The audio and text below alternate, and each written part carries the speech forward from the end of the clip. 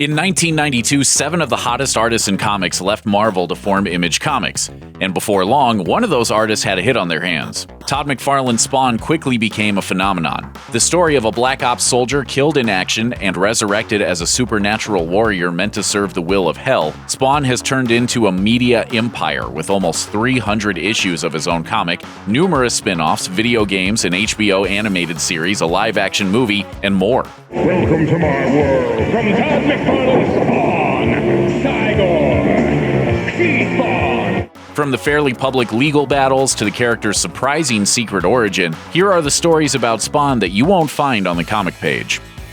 Sweet 16. When Image launched with all new characters, McFarlane didn't have to think long to figure out what he wanted to do. He'd been waiting since 1977 to tell the story of Spawn, a character he created when he was 16 years old, and the dawn of Image Comics gave him the opportunity to bring him to life. Or undeath, depending on how you look at it. To back up his claims of creating Spawn as a teenager, McFarlane took to Facebook in October of 2017 to post what he said was one of his first drawings of the character. He's not quite the version we know today, with a different color scheme and what appears to be a cartoony sidekick, but it's clearly a prototype version of Al Simmons' Hellspawn alter ego. The big difference? McFarlane said he originally envisioned Spawn as being from space rather than the underworld.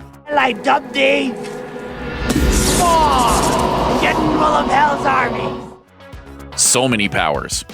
If you don't know much about Spawn, your first instinct might be to ask, what powers does he have? It's a simple question, and even for an infamously powerful character like Superman, you can rattle off a list of all of his major abilities pretty quickly. With Spawn, however, we could be here all day. He's got the standard issue enhanced strength and durability that you'd expect from a superhero, but that's barely scratching the surface. As of Spawn number 4, he was blasting glowing necroplasm out of his hands and surviving the violent loss of limbs and major organs. In later stories, he's seen teleporting, resurrecting the dead, breathing fire, stopping time, animating chains, and plenty of other wild displays of power. It's enough to make you wonder if he could ever be threatened enough to keep readers interested. But with the comic still going strong after 25 years, it doesn't seem his Swiss Army knife collection of powers has hurt his appeal.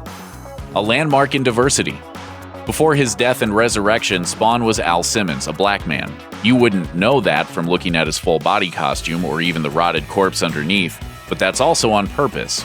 McFarlane has said on numerous occasions that his choice to make Simmons African American was in part because of a story he never got to tell while he was working on Spider-Man. The hypothetical scene would have Spider-Man save a white man from a black criminal, only to have the man he saved use a racial slur to describe the crook. Because he's covered from head to toe, unlike Batman. He's covered from head to toe and go, poof, what color do you think I am underneath this mask? The 1997 Spawn movie may not have been met with critical acclaim for obvious reasons. Easy with that face of me. Oops. A wet one. Or even record-breaking ticket sales, but McFarlane's choice did lead to a landmark for superhero movies. Michael Jai White wound up being the first African-American actor to play a major comic book superhero, though just barely. Spawn's theatrical release preceded the release of Steel, starring Shaquille O'Neal, by only 14 days. With a will of iron, a heart of gold, and a body of steel. It's hammer time. Spawn goes digital.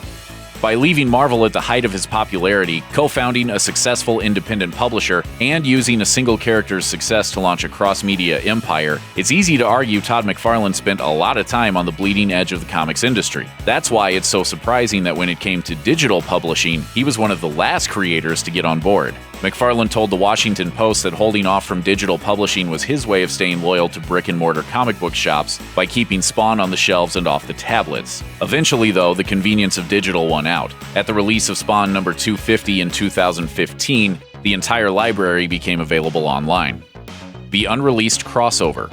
With his overwhelming popularity in the 90s, it's not surprising that Spawn starred in plenty of crossovers, including 2 notable stories where he teamed up with Batman. The first was drawn by McFarlane with a script by Dark Knight Returns creator Frank Miller, which actually left literal scars on Spawn that carried over to his own comic. The second was Batman Spawn War Devil, and in 2015, McFarlane revealed that there were originally plans to complete a Batman Spawn trilogy that never came to pass. McFarlane signed on to write and ink, while artist Greg Capullo, who got his start on Spawn before moving to an epic 5-year run on Batman, would have drawn. McFarlane didn't say precisely why the crossover died on the vine, only that it was for a variety of reasons which he claimed most of the responsibility for. The war over Angela. During the first year of Spawn, McFarlane invited a number of well-known comic book writers to write issues of the series, including notable writer Neil Gaiman. In Spawn number 9, Gaiman introduces an angelic warrior named Angela and the medieval Spawn, who would wind up being very important as Spawn's saga went on. Gaiman felt he deserved more compensation for his contributions, and after a failed negotiation involving the rights to another character, Gaiman filed suit against McFarlane in 2002. 10 years later, the two creators finally settled. The details weren't released to the public, but Gaiman was granted ownership of Angela. In 2013, in a move that surprised many readers, he brought her into the Marvel Universe, where she was eventually revealed to be Thor's sister. McFarlane's diplomatic response to the news was that whatever Neil chooses to do with something that he owns is at his complete and utter discretion. Taking back the reins. Over 20 years after his first film, Spawn is returning to the big screen in a live-action reboot scheduled for production in 2018, and this time McFarlane will be writing and directing. He's made it clear he doesn't intend for it to be anything like the 1997 movie, and even claims that it won't be a superhero film either. Instead, he frequently compares it to Steven Spielberg's Jaws, with Spawn in the role of the shark. The story will be told through the eyes of the normal people around him and will skip over the origin story completely. As McFarlane says, did they tell me why the shark was so damn big? No. Did it matter to me? No. Will it be as ridiculous as the first?